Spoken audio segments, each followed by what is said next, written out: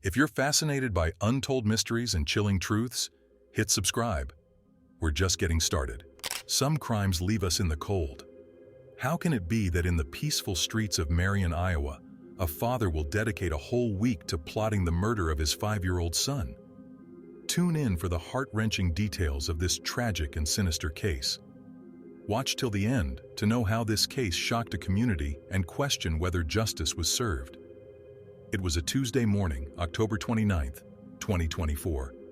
The night before was marred by a phone call to the Marion Police Department. On the other end of that line was a voice describing an atrocity. A small boy didn't breathe but was warm to the touch. The 911 dispatcher immediately dispatched paramedics and officers to the scene. The address was a modest home in a quiet, middle-class neighborhood. These were the streets where children played outside, families shared meals on their porches, and people did not fear locking up their homes. When the emergency personnel arrived, they found 5-year-old Jack Schleier unconscious. Doctors fought at a local hospital to save the little boy's life after Jack was whisked there. Unfortunately, they were not able to because just a few minutes after he arrived, the little boy was pronounced dead. The rest of the scene at the Schleier home became more shockingly cold from what happened in the next few minutes. Jack's mother, clearly distraught and inconsolable, reportedly was particular with what she told officers. His dad strangled him. It was Matthew Schleier, the 45-year-old father. He never really called much attention to himself, and his quiet and reserved demeanor made him such an unassuming figure of a typical dad in many regards. Little did the outside world know, though, that this was only the mask for the darkness nobody had ever anticipated. To outsiders, Schleier seemed to live a normal life, without any obvious wrongdoings. While there might have been hints of stress or personal struggles, it was impossible to imagine the dark thoughts that were building up inside his mind. This is what Matthew seemed to be, a man barely keeping his life together. There was an intact home, a young son, and a definite position within the community. But again, investigators later discovered that behind that facade lay something sinister to the extreme. It later turned out that Schleier's marriage had been in rough waters. His friends felt that this was some kind of mental illness, perhaps triggered by job pressure and personal problems. Schleier's wife had been concerned about him for weeks, as she said he acted detached and even a bit irritable, but nothing was worse than she would eventually learn. This crime is different from many others because it was carefully planned. Matthew Schleier told investigators that this wasn't done on impulse. This was a chilling confession by Schleier, who confesses that he planned the killing of his son for an entire week. According to him, he spent days figuring out all possible ways and finally decided on strangulation. Knives are discovered by the police, which he thought of using before he tried strangling. This kind of planning is disturbing and leaves one with a wide range of unsettling questions. What was going through his mind during that week? Did someone notice anything unusual in his behavior? Had there been any pointers that no one noticed? Later, the investigators came to know that Schleier was confused and disturbed even while talking about his plan. He had chosen several ways of killing his son, but ultimately opted for strangulation since he required the minimum preparation out of all the things he did. But at this stage also, he stated he was tormented by the thought and felt immense shame. Nevertheless, he executed his plan. But in all this horror, we must remember the innocent victim, Jack Schleier. Jack was just 5 years old, a young boy full of energy, curiosity, and life. He was happy and loving and always made people smile. He enjoyed playing with his toys, drawing on the sidewalk with chalk, and riding his tricycle around the yard. Neighbors would see a happy Jack laughing and playing in the yard. His bright smile and shining eyes showed how innocent and full of life he was as he learned how to enjoy the simple pleasures of being a child. For days leading up to the murder, insiders said past few days Jack and his father spent more time together than usual. They thought it a sweet moment to see the two of them together, unaware of Matthew's sinister plan. Jack had drawn a picture for his dad. It is described as a sweet crayon drawing of the two holding hands. The artwork, which sat on the fridge following the crime, would later become a heartbreaking example of innocence lost. In a glimpse, the Schleier family fits into perfectly ordinary until tragedy befalls their home. They lived in a humble house on Willowbrook Drive. Though they tended to keep to themselves, there was little that hinted at turmoil brewing inside of them. It was after the tragedy that neighbors started recalling small details, little signs that now seemed so insignificant but in hindsight painted a much darker picture. Neighbors said they can only remember seeing Jack, that full-of-life, curious little boy, peering out of the window more than a time or two, playing outside lately, and more so in the recent weeks. Maybe bad weather, or maybe he's coming down with a cold. He would retreat, keeping to himself, his face sometimes far away even when standing in the yard.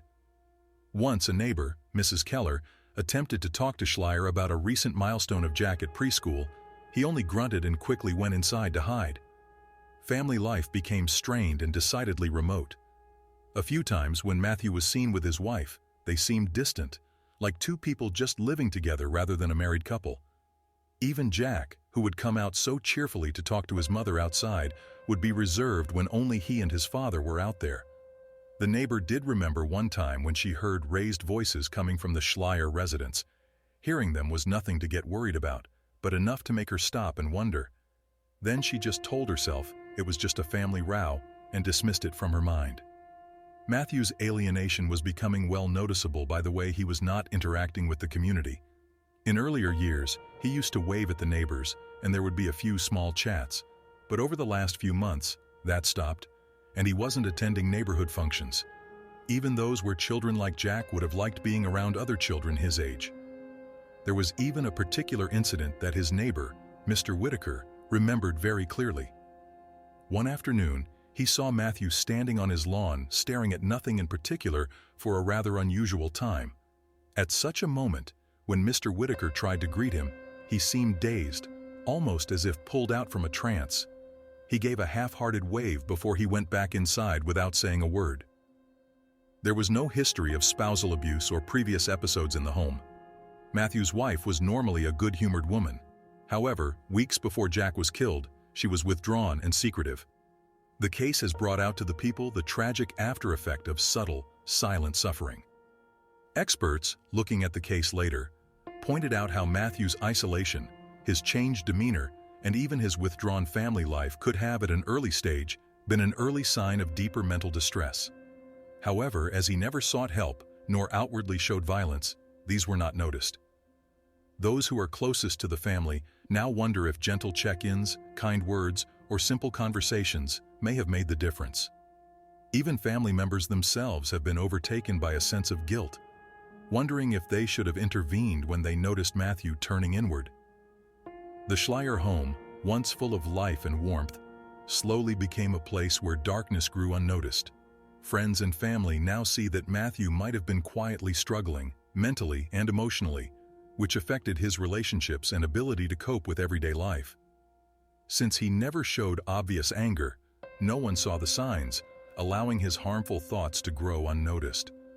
The most shocking part of this tragedy is that Matthew's plans developed over several days in a home full of love and care, but no one knew what he was thinking. Experts later said this was a terrifying example of someone hiding their mental struggles and intentions behind a calm and controlled exterior, even though it was right in front of everyone.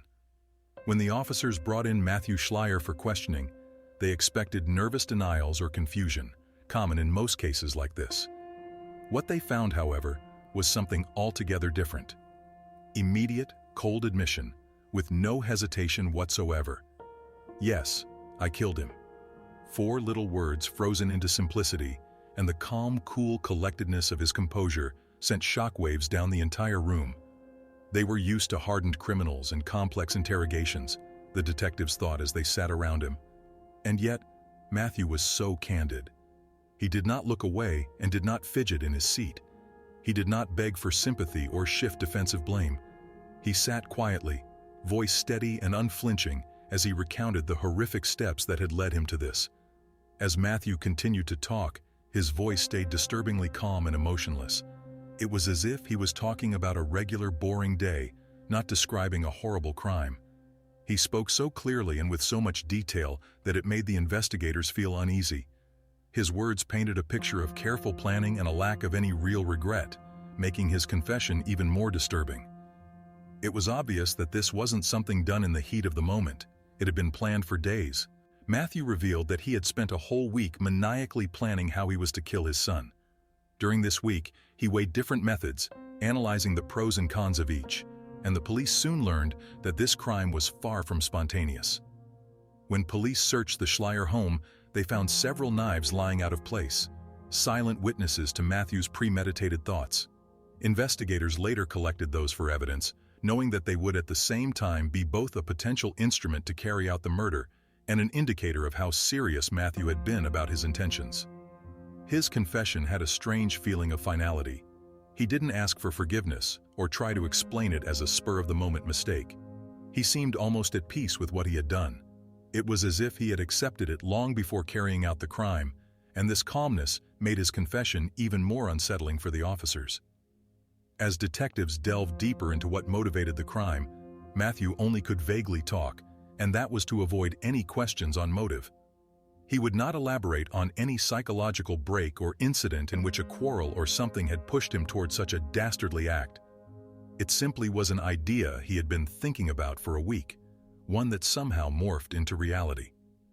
Given how carefully Matthew planned the crime and his detailed confession, authorities had enough evidence to charge him with first-degree murder.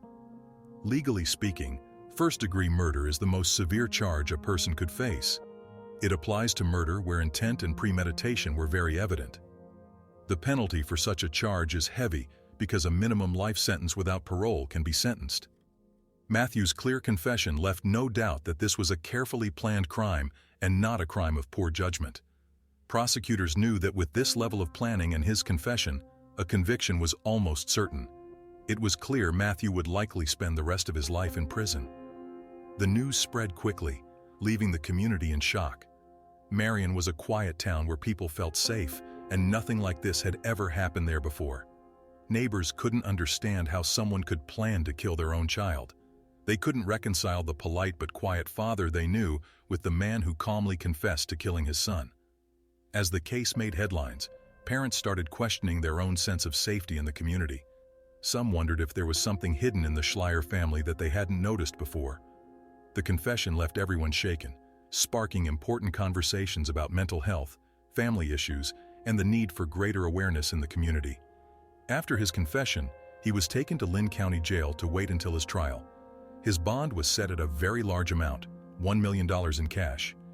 It is pretty obvious that this was done with the intent to have him behind bars until his date for trial, considering the seriousness of the crime. In jail, Matthew was kept mostly separate from the rest of his fellow criminals due to his type of offense. In a place like that, people who hurt children are often seen as the lowest of the low.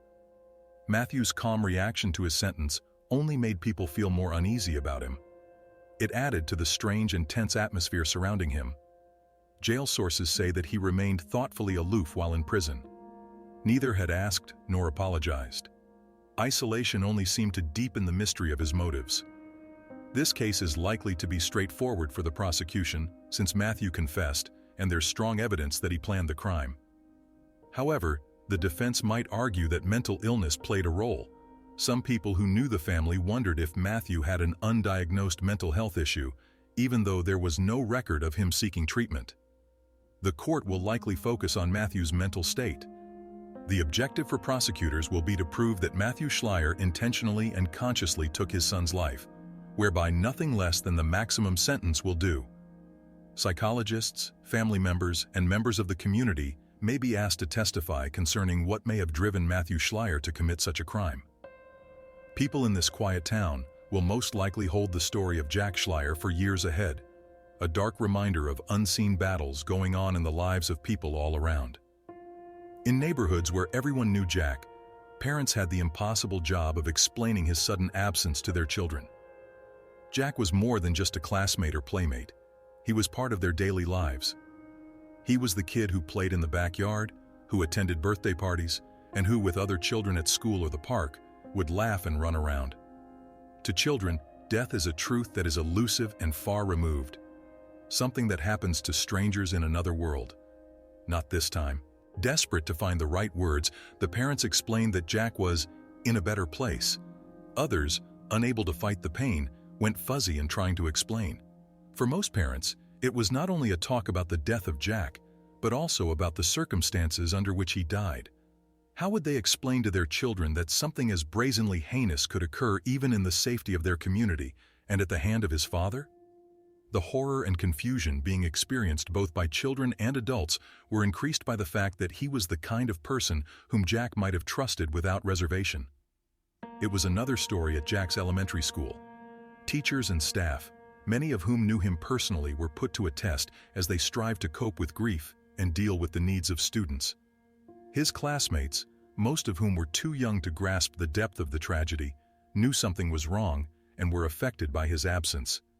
To this end, the school quickly organized grief counseling among students, teachers, and members of staff. For several weeks, counselors provided an open environment to process the tragedy for those who were willing to do so. Small group sessions were conducted to listen to the memory of Jack as remembered by the students and to enable the students to express themselves through word, drawing, and any other means creatively. Even the teachers were helped with suggestions on the questions about Jack and how they could emotionally help their students. Town leaders tried to find a way to heal in the town of Marion, as residents held vigils and memorials for Jack as a focus of collective mourning. These events succeeded in bonding the community together in ways that projected their love and concern toward one another. During nights when vigils were held, people gathered with candlelights, creating an impression of warmth being wrapped by the presence of all. People told stories where they displayed comfort and memorial words as people remembered Jack.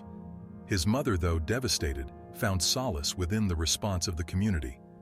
Strangers even came to express their support by bringing flowers, stuffed animals, and even personal messages that would fill up the space surrounding his memorial.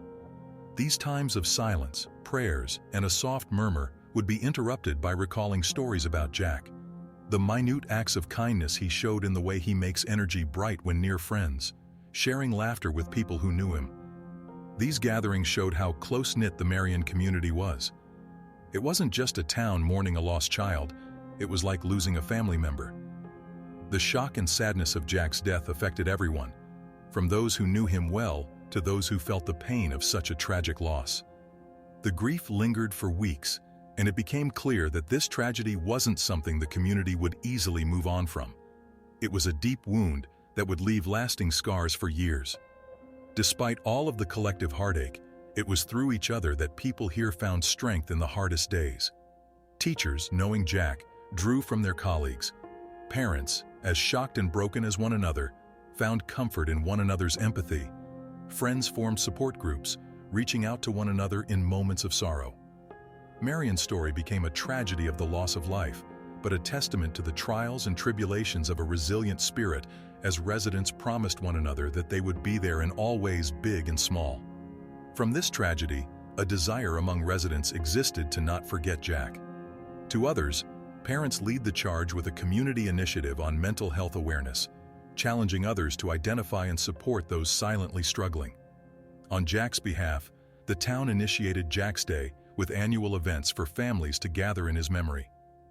On this day, there were activities Jack loved to do, such as running races, crafting, and playing games. The residents of Marion were able to find a way to celebrate his life, turning their grief into joy and remembrance of one's life during the day celebrated in honor of Jack. In the face of words that cannot be uttered, the residents of Marion found a way to turn their sorrow into a better promise to take care of each other, to support families who were struggling, and to make a more wholesome community. For those who knew Jack, his memory will be engraved forever with the town's dedication to being kind and gentle. To those who did not know him, he left behind a legacy to remind them to watch over one another, that every day is precious, and that amid their darkness, it can be very healing to be loved by a community. Finally, Marion's reaction to the tragedy spoke much about the force of a community united by emotions. While Jack's tragedy may be one of unspeakable heartbreak, his tale becomes that of resilience, compassion, and hope that will not easily be forgotten in years to come. Matthew and Jack Schleier's story is a tragedy that cannot be conceived to better suit the definition of such words as heartbreaking and unthinkable tragedy. A young boy's life was lost in one of the world's cruelest ways, leaving a community and a nation in shock. What can we learn from this? How can we better protect the innocent and ensure that those struggling with inner demons get the help they need before it's too late? Share your thoughts in the comments below. And if you want more stories about the dark side of humanity, don't forget to like, subscribe, and ring that little bell so you never miss an upload. Thank you for watching, and take care of each other. An army hero with a dark secret, a wife's tragic end, and a diary entry that exposed it all. What pushed a man trained to protect into committing the ultimate betrayal? Watch now to uncover the truth behind the pages, but there are more stories waiting. Subscribe to uncover them.